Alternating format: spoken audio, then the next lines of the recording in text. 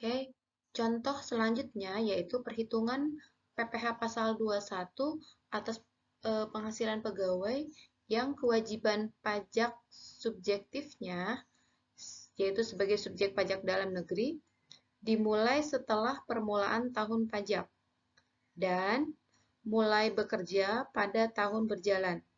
Nah, ini penjelasannya seperti ini. Nah, ini adalah namanya David ya, seorang warga negara asing. Kemudian di bulan Februari dia datang ke Indonesia untuk bekerja. Nah, keterima di sebuah perusahaan lah ya. Kemudian dikontrak dari Februari 2016 sampai 2018. Ini cukup panjang ya, 2 tahun. Nah, berarti David ini berada di Indonesia diperkirakan lebih dari 183 hari. Ya. Kemudian di sini kondisinya David itu datang ke Indonesia di bulan Februari. Berarti karena sudah dikontrak, berarti di sini David sudah diakui sebagai subjek pajak dalam negeri, ya, sudah sebagai subjek pajak dalam negeri di bulan Februari setelah permulaan tahun pajak. Nah, ini kan permulaan tahun pajak kan di Januari kan. Nah, dia mulai subjek pajaknya itu di bulan Februari. Nah, kemudian yang ditanyakan adalah bagaimana PPh pasal 21 di bulan Februari ini dan seterusnya. Langsung saja kita ke contoh soal. Di sini kita contohkan David ya dengan status K3. David ini berada di Indonesia tanggal 1 September 2016. Nah, dia mulai bekerja 1 September 2016 dan dikontrak oleh PT Abdi Prima itu sampai dengan bulan Agustus 2018. Cukup lama ya. Ini David ini statusnya harus berubah menjadi subjek pajak dalam negeri karena kontraknya cukup lama yaitu sampai dengan Agustus 2018 dengan gaji per bulan itu 20 juta.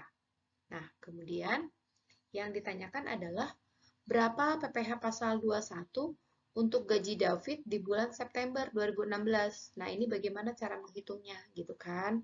Nah, kita lihat di sini ini adalah tahun di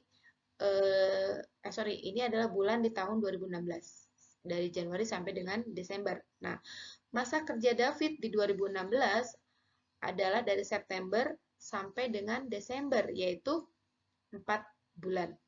Nah, apakah sama seperti di video sebelumnya ya, dikali penghasilan netonya dikali 4 atau tidak? Nah, tentunya ini akan berbeda ya. Jadi nanti penghasilan neto yang disetahunkannya itu dikali 12. Kita lihat contoh hitungan di slide berikutnya. Berikut penyelesaian gajinya David itu adalah 20 juta per bulan. David tidak memperoleh penghasilan lain lagi selain gaji, sehingga penghasilan brutonya sama dengan nilai gaji, yaitu 20 juta. Kemudian dikurangi oleh biaya jabatan, 5% dikali penghasilan bruto ya. Nah, itu hasilnya adalah 1 juta. Nah, lihat di video sebelumnya, untuk ketentuan biaya jabatan, maksimum yang dapat diperhitungkan adalah 500.000 ya, per bulan. Nah, kemudian, ini adalah jumlah pengurang. Nah, penghasilan bruto dikurangi pengurang, itu adalah penghasilan neto, yaitu sebesar 19.500. Nah, kemudian penghasilan netonya setahun adalah dikali 4 ya, karena 4 bulan masa kerjanya. Kemudian disetahunkan, itu dikali 12 dibagi 4, jadi yang 78 juta ini, dikali 12 dibagi 4, ya, totalnya adalah 234 juta.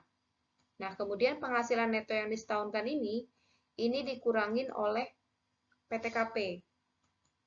Statusnya K3 sehingga PTKP-nya 72 juta. Nah, penghasilan neto dikurangi PTKP itu adalah penghasilan kena pajak, yaitu sebesar 162 juta. Nah, penghasilan kena pajak ini yang nantinya akan kita pajaki menggunakan ketentuan Undang-Undang HPP ya. di mana lapisan pertama itu tarifnya 5%, kemudian penghasilannya 60 juta ya untuk lapisan pertama, sehingga untuk lapisan pertama adalah 3 juta. Nah, kemudian sisanya itu di lapisan kedua.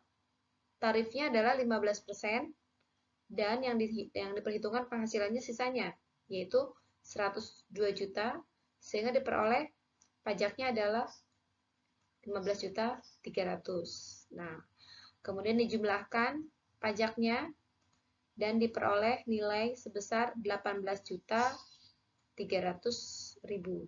Nah, ini kan 1 tahun ya. Nah, untuk mengetahui pajak bulan September, ya, PPh pasal 21 September, itu tinggal dikalikan 12 dan diperoleh 1.525.000. Demikian tadi telah dijelaskan perhitungan PPh pasal 21. Semoga bermanfaat. Terima kasih.